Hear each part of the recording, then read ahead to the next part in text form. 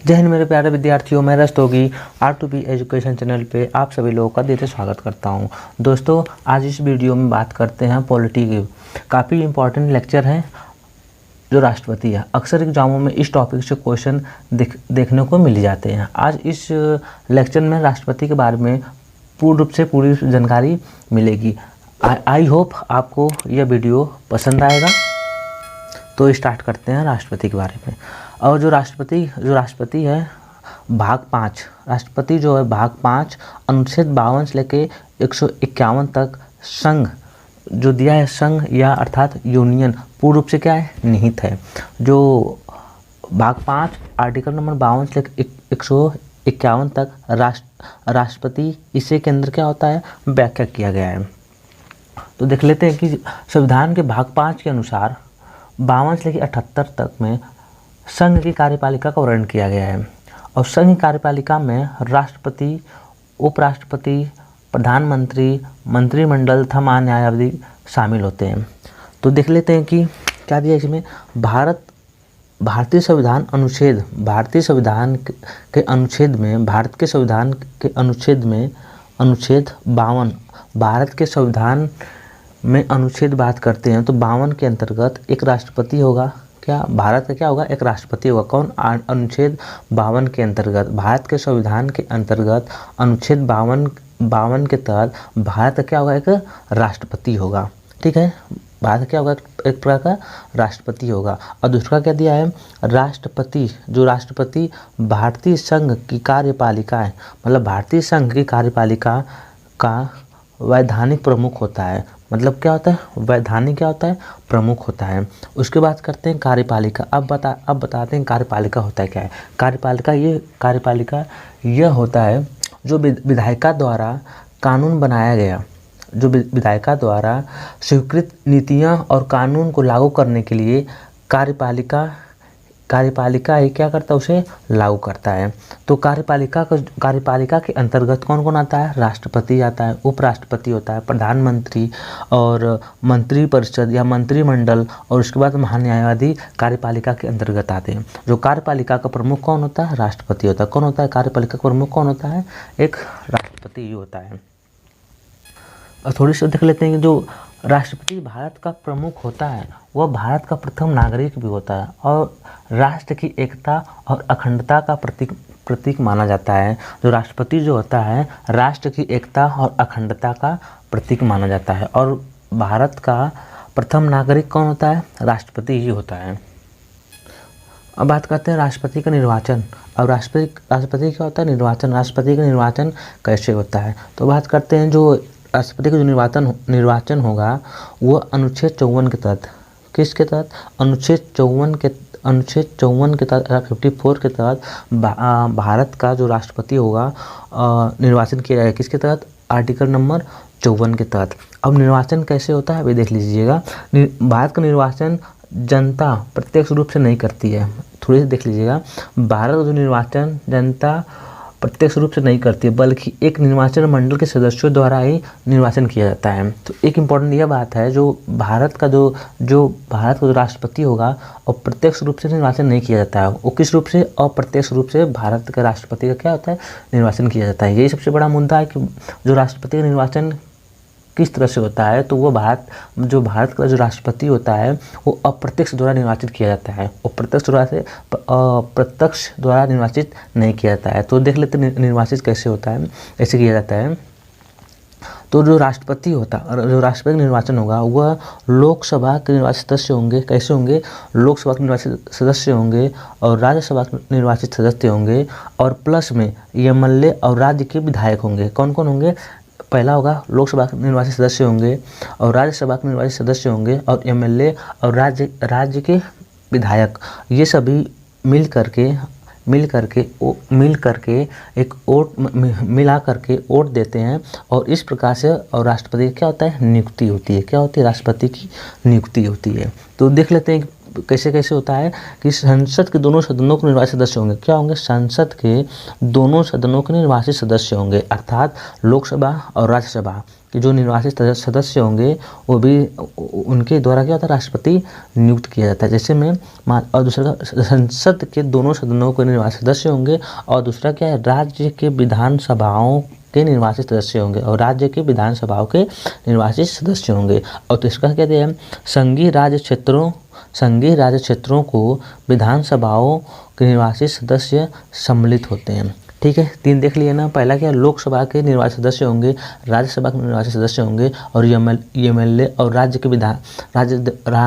के विधायक होंगे। ये सभी सम्मिलित होकर के क्या करते हैं, राष्ट्रपति क्या करते हैं, नियुक्त करते हैं।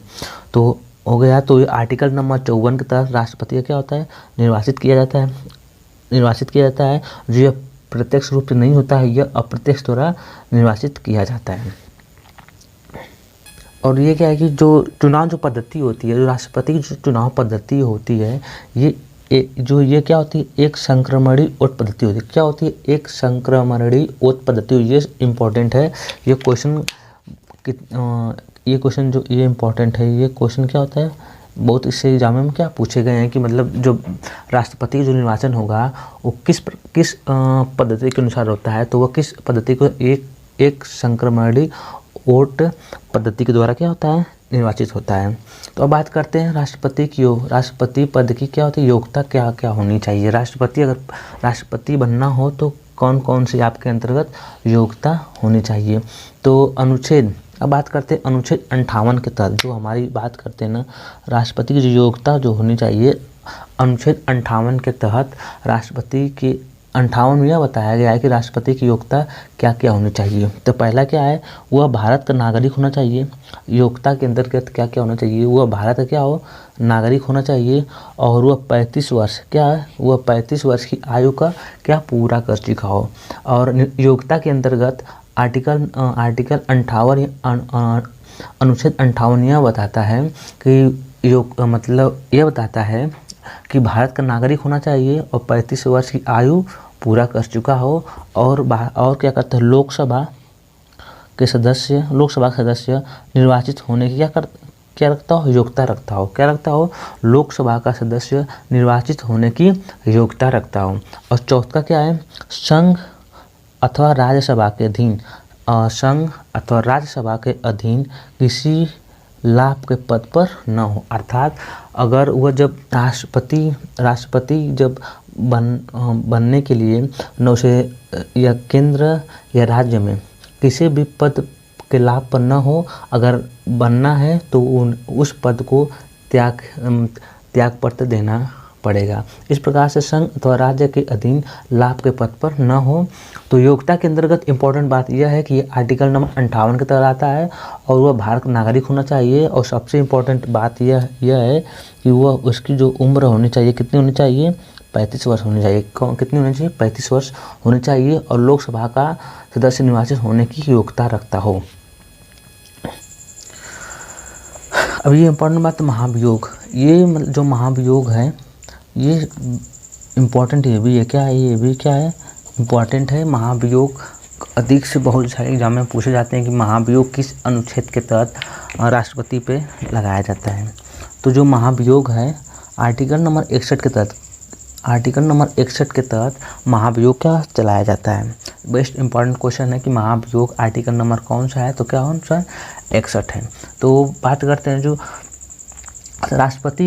राष्ट्रपति पर महाभियोग कब चला जाता है। तो राष्ट्रपति पर महाभियोग तब चला जाता है कि जब राष्ट्रपति संविधान का उल्लंघन करने पर महाभियोग चलाकर उसे पद पर हटाया जा सकता है।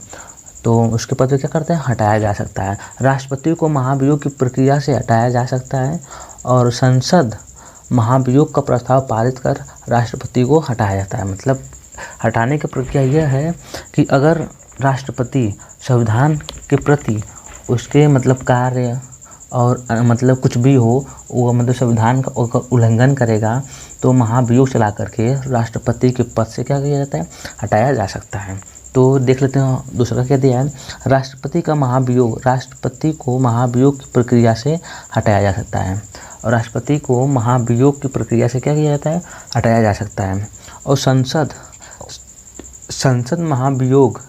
का महाभियोग पारित करके, संसद में महाभियोग का पारित करके राष्ट्रपति को क्या किया जाए, हटाया जा सकता है। आर्टिकल नंबर 61 के तहत राष्ट्रपति को महाभियोग चला करके हटाया जा सकता है। कारण क्या है कि वह संविधान का उल्लंघन करेगा, तो संविधान का उल्लंघन करेंगे तो इस प्रकार से राष्ट्रपति को हटाया जा सकता है। वो कैसे हटाया जाएगा अब देख लीजिए इसमें। अब बात करते हैं संसद, क्या है ये संसद।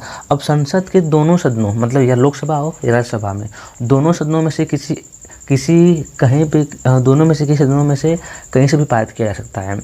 तो बात करते हैं लोकसभा से, बात करते हैं क्या, लोकसभा से। अब लोकसभा से बात करते हैं तो बात करते हैं लोकसभा से।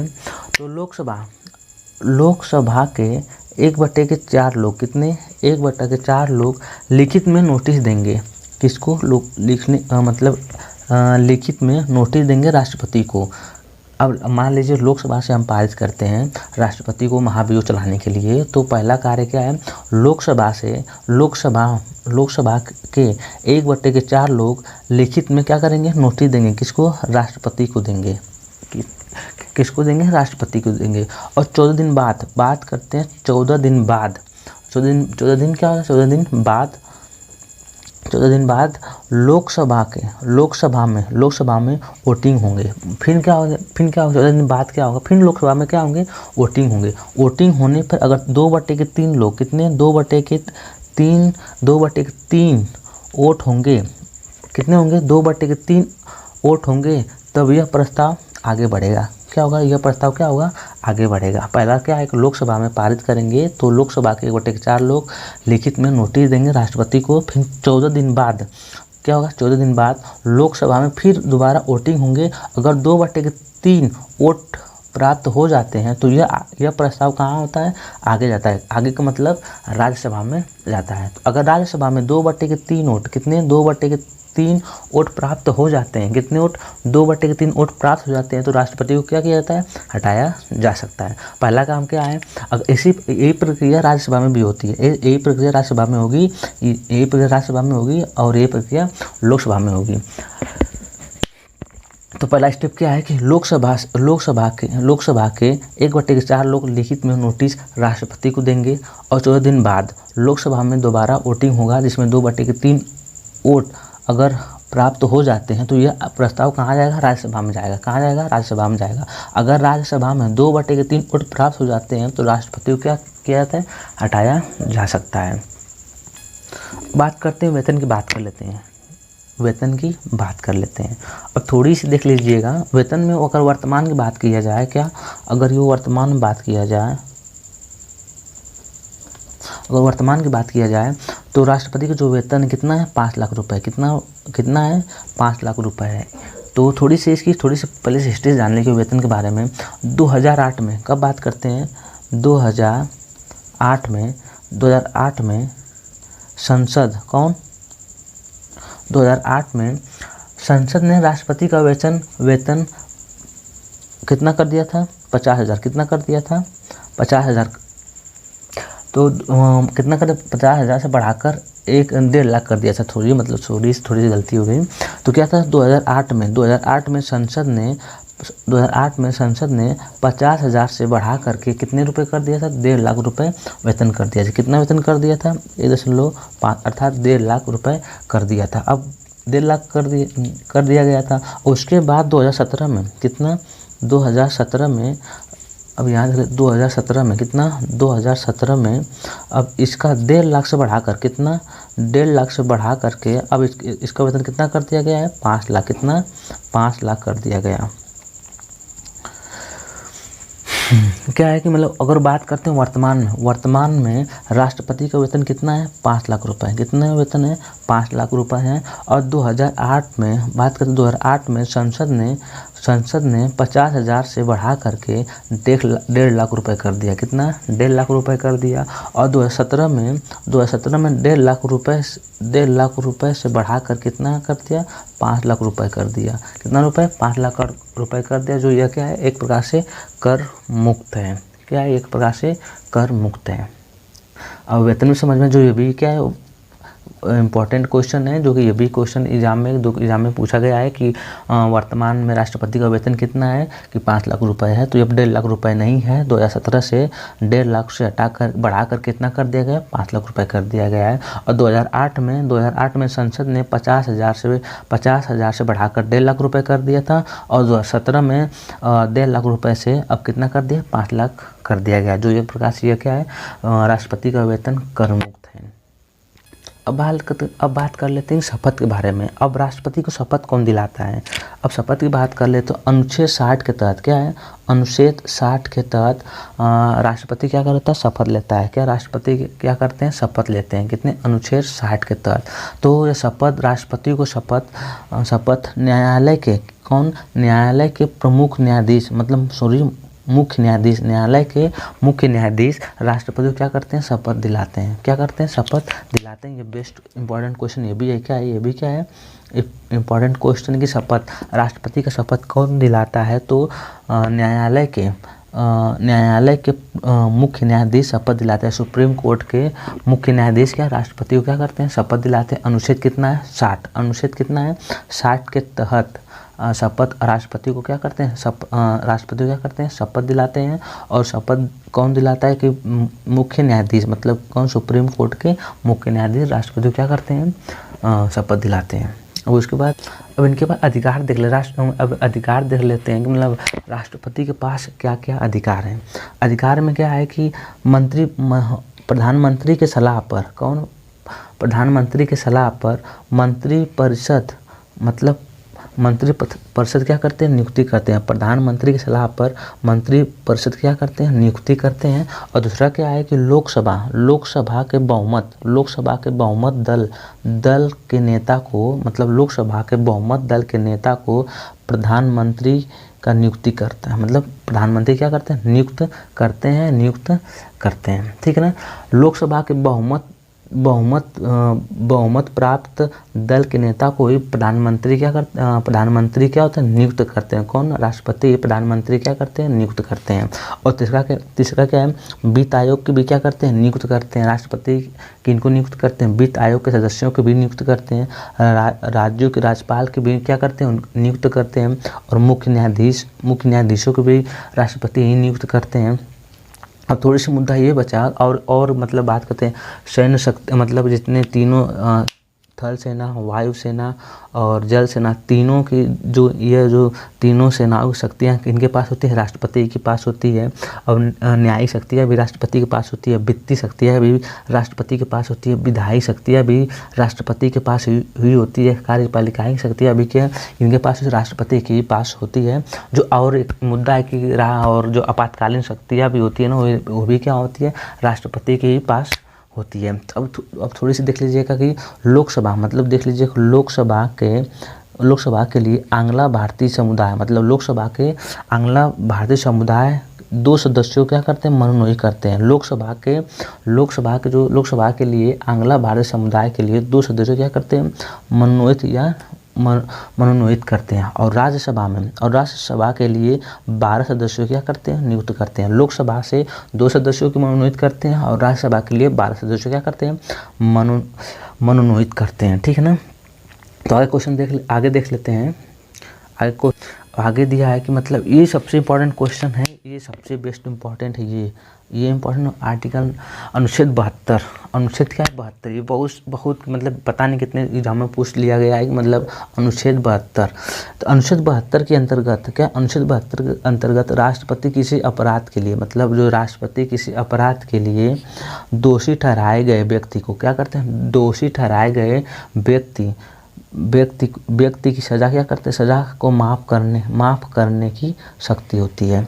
क्या करते, शक्ति होती है। अब थोड़ी सी देख लीजिएगा, जो अनुच्छेद 72 के तहत राष्ट्रपति अगर मतलब किसी व्यक्ति को अगर उसे मृत्यु की सजा भी सुनाई गई हो, कितने से बड़ा अपराध किया हो, और राष्ट्रपति चाहे तो उस व्यक्ति की सजा को क्या करता है, राष्ट्रपति चाहे तो उस व्यक्ति की सजा को माफ़ करने की शक्ति होती है।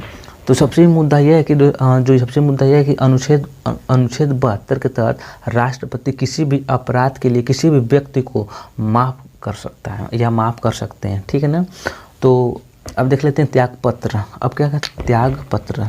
त्याग पत्र जो होता है, जो राष्ट्रपति जो त्याग पत्र उपराष्ट्रपति को देंगे। किनको देंगे?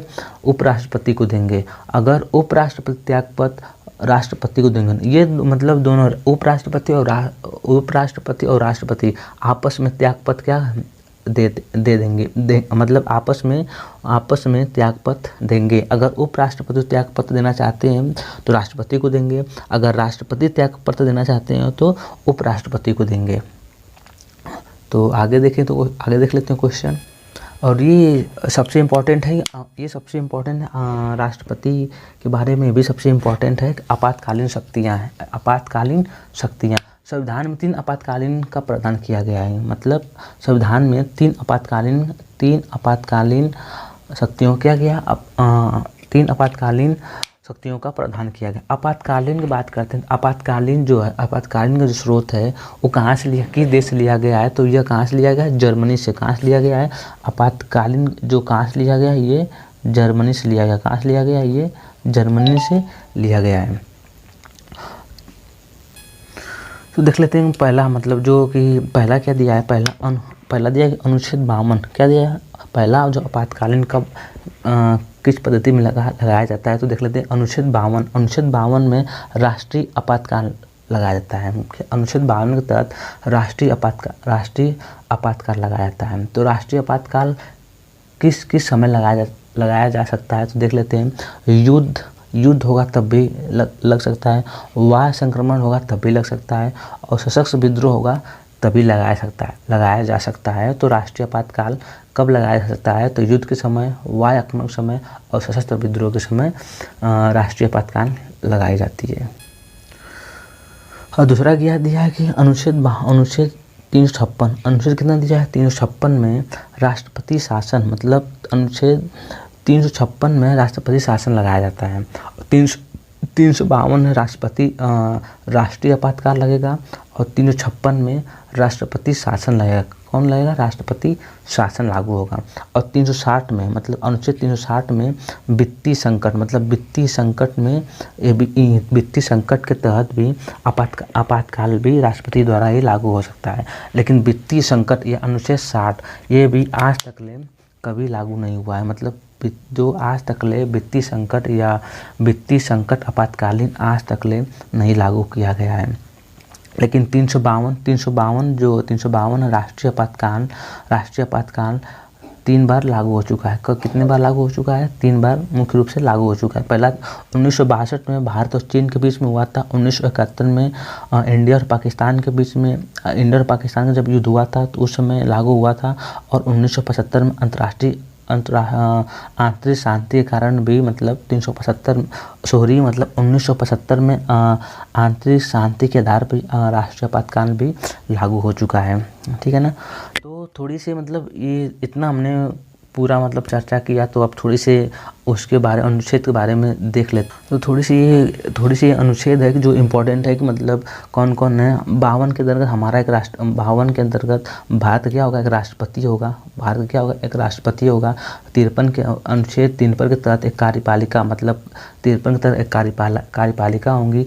54 के तहत भारत के निर्वाचन मंडल होंगे। 54 के क्या निर्वाचन मंडल होंगे। 55 के तहत निर्वाचन की रीति होंगी। निर्वाचन क्या होंगी? रीति होंगी। 56 के तहत पदावधि होगी, मतलब राष्ट्रपति की पदावधि होगी। और 60 में क्या होगा? शपथ होगा। 60 में क्या होगा? शपथ होगा। शपथ होगा। और उसके बाद 61 के अंतर्गत महाभियोग, मतलब ये इम्पोर्टेंट है क्या, ये 61 के अंदर महाभियोग राष्ट्रपति पर लागू किया जाता है। और एक ये इम्पोर्टेंट है 72, अनुच्छेद 72 जो दिया है ये भी क्या इम्पोर्टेंट है, क्षमा, मतलब क्या होती है? क्षमा मतलब किया जा सकता है। और अनुच्छेद 73 कार्यपालिका की शक्ति क्या है? विस्तार। और 73 के अंदर कार्यपालिका की शक्ति क्या? विस्तार किया जाएगा।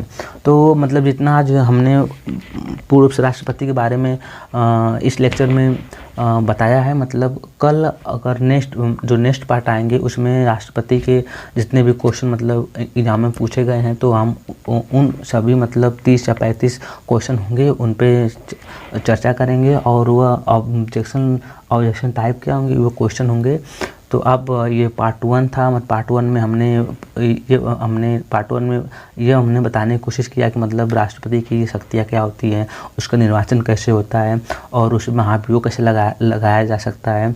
तो इनके बारे में हमने बताया था और इनके अनुच्छेद के बारे में हमने भी बताया कि किसके अंतर्गत कौन क्या होता है, महाभियोग कब लगाया जाता है, निर्वाचन रीतियाँ क्या होती है और निर्वाचन मंडल कैसे क्षमा किस अनुच्छेद के तहत होता है, महाभियोग किस अनुच्छेद के तहत लागू किया जा सकता है। तो हमने यह वीडियो बस एक बेसिक रूप से हमने यह बताने की पूरी कोशिश किया है कि राष्ट्रपति के मतलब उनके कार्य क्या हैं। मतलब हमने पूरी से बताने की कोशिश किया है कि राष्ट्रपति किस आधार पे मतलब भारत में शासन करते हैं और कैसे मतलब कार्य करते हैं और उनका मतलब कार्य क्या है। तो हमने इस वीडियो में बताया है। तो ये पार्ट 1 था और पार्ट 2 में क्वेश्चन जो ऑब्जेक्शन टाइप क्वेश्चन होंगे वो हम पार्ट 2 में हल करने की कोशिश करेंगे। तो अगर आपको यह वीडियो अच्छा लगा तो ज़रूर लाइक करिएगा और शेयर करिएगा, वीडियो को ज़रूर देख करके ज़रूर सब्सक्राइब करिएगा और दोस्तों को भी मतलब शेयर करिएगा। तो ठीक है, तो आज बस इतना ही। अगर आपको वीडियो अच्छा लगा तो ज़रूर सब्सक्राइब करिएगा। तो बस आज इतना ही। जय हिंद।